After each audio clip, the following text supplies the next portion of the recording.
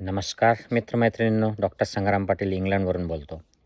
मित्रांनो, मुंबईच्या एका सोसायटीमध्ये जैन बांधवांनी सोसायटीच्या आतल्या रस्त्यांवर साधू साध्वींना चालण्यासाठी पांढऱ्या रंगाचे ऑइल पेंटचे पट्टे मारले आणि त्याच्यावरून त्या सोसायटीचे एक सदस्य की ज्यांचे तिथे घरं आहेत त्या सोसायटीमध्ये, प्रसाद वेद पाठक नावाचे, यांनी ऑब्जेक्शन घेतलं.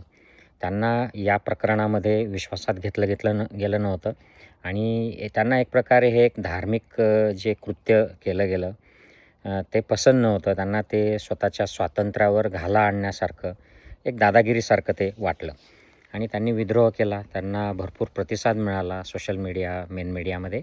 आणि आता मी ऐकलं आहे सोशल मीडियावरच की हे प्रकरण आता निस्तरलेलं आहे. त्यांनी आपसी समझोत्यातून ते पांढऱ्याचे रंगीबेरंगी पट्टे केलेले आहेत. तर गुड, वेल अँड गुड.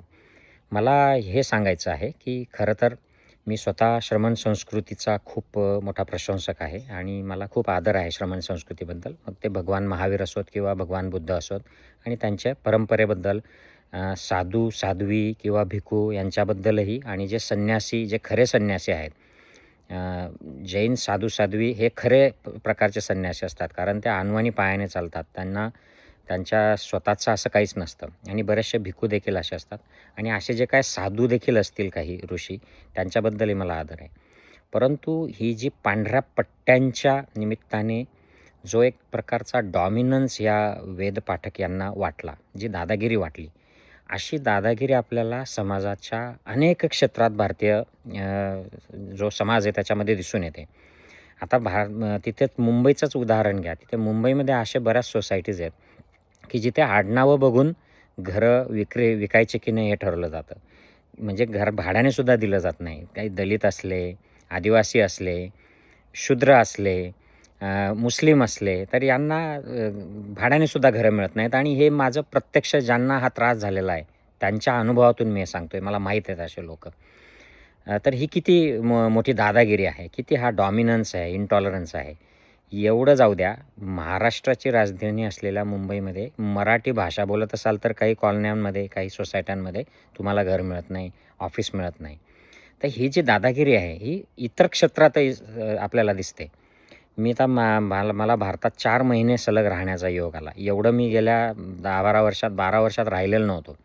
सकाळी उठल्यापासून, अर्ली मॉर्निंग उठायच्या आतपासून ते रात्री 12पर्यंत वेगवेगळ्या प्रकारचे लाऊडस्पीकर, भजनं, अजान, DJ. लग्नाच्या काळात तर हळदीला DJ रात्रीचा, आणि तो 12-12 वाजेपर्यंत चालतो. दिवसा नवरदेवाची मिरवणूक चालते, त्याच्यामध्ये DJ. आणि पूर्वी ज्या वाऱ्या, दिंड्या अगदी शांततेने चालायच्या, त्या देखील आता DJ लावून करतात लोक. आणि इतका कर्कश, कानठळा बसेल अशा प्रकारचा आवाज तो. त्याच्याने लहान मुलं, प्रेग्नंट लेडीज आणि जे वयोवृद्ध आहेत, पेशंट आहेत हार्टचे, ब्रेनचे, या लोकांना अक्षरशः त्रास होणार आहेत. आणि त्यातले काही मरत देखील असतील या गोंधळामध्ये. हेच नाही, आपण वेगवेगळ्या कॉलन्यांमध्ये, सोसायट्यांमध्ये वेगवेगळे धार्मिक, सामाजिक, सांस्कृतिक उत्सव साजरे करतो. काही पॉलिटिकल उत्सव असतात, आणि याचा लोकांना खूप त्रास होतो. ते बोलून दाखवत नाहीत, कारण तसं बोलून दाखवणं म्हणजे तुम्ही त्यांच्या धर्माविरोधात.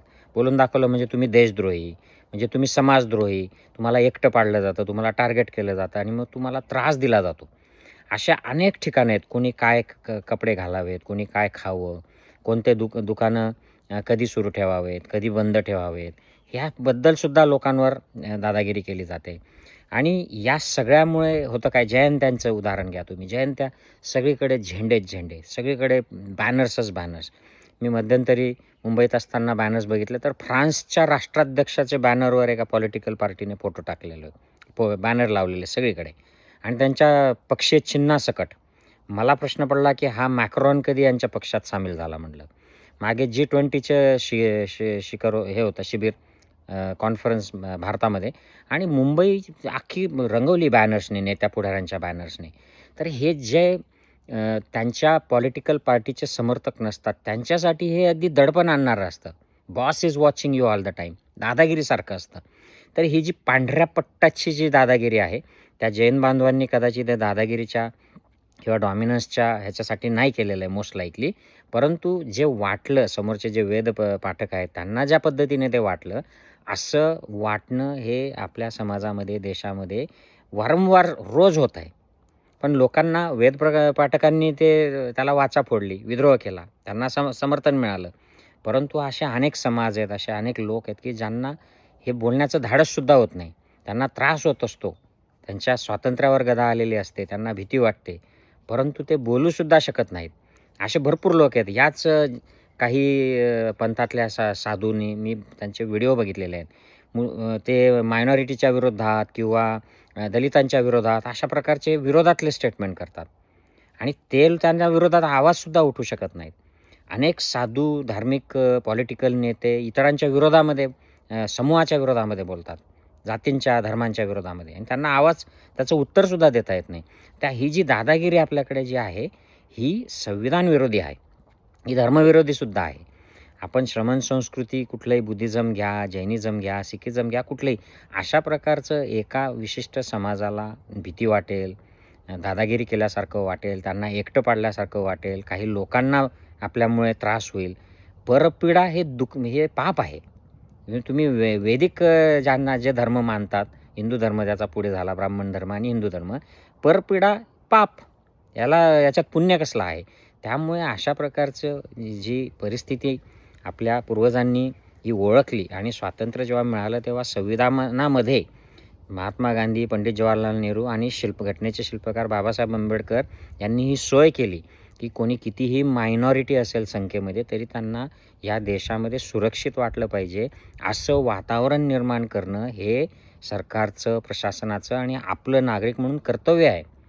हे आपण केलं पाहिजे, याचं भान ठेवलं पाहिजे की आपली कुठलीही कृती, नुसते बॅनर्स आपण जेव्हा बघतो, मुख्यमंत्री, हे जे मंत्री असतात, कोणी आमदार असतात, खासदार असतात, त्यांचे जेव्हा वाढदिवस येतात त्या गावांमध्ये काय बॅनर लावतात, भीती वाटते ते बॅनर बघून.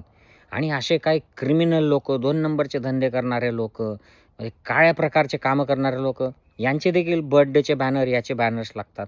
असं समाजामध्ये भीतीचं वातावरण तयार होतं. ही आता थोडंसं विषयांतर झालं हे, परंतु ही जी पांढऱ्या पट्ट्याची जी यांना दादागिरी वाटली वेदपाठकांना, ती समाजामध्ये अनेक घटकांना वाटते. याचं समाजाने भान ठेवलं पाहिजे. आणि कुठलाही उत्सव साजरा करताना, कुठलीही कृती करताना, मग ती वारी असो, जयंती असो, आपल्या कॉलनीमधला, आपल्या सोसायटीमधला कुठलाही उत्सव असो, कुठल्याही गोष्टीमध्ये सोसायटीचं नावसुद्धा ठेवताना याचा विचार केला गेला पाहिजे की बरेचसे लोक नास्तिक आहेत, ते मायनॉरिटी रिलिजनचे आहेत, ते हिंदू आहेत, बुद्धिस्ट आहेत, ते समतावादी आहेत आणि त्यांना साजेल अशी नावं, सोसायट्यांची पण नावं असे धार्मिक पद्धतीने असतात की ते बाकीच्यांना मानवत नाही, पण ते आपले मुकाट्याने सहन करतात. तर ही पांढऱ्या पट्ट्याची दादागिरी फक्त मुंबईतल्या काही जैन बांधवांनी जे केलं साधू साध्वींसाठी एवढ्यापुरतं मर्यादित नाही. तिला मी दादागिरी आहे असं म्हणत नाही, परंतु एक त्याला त्या दृष्टीने बघितलं गेलं आणि म्हणून त्याच्यावर आक्षेप घेतला गेला मुंबईमध्ये. हे सगळीकडे एक्झिस्ट करतो आणि या डॉमिनन्स आणि या इंटॉलरन्समुळे समाजामध्ये बंधुभाव राहत नाही, स्वातंत्र्य राहत नाही. जे आपल्या घटनेचे तत्त्व आहेत, बंधुभाव, स्वातंत्र्य, समता, हे आणणं ही आपली जबाबदारी आहे. मला एवढंच ही जी घटना घडली याच्या निमित्ताने सांगावंसं वाटतं. जय हिंद मित्रमैत्रिणींनो.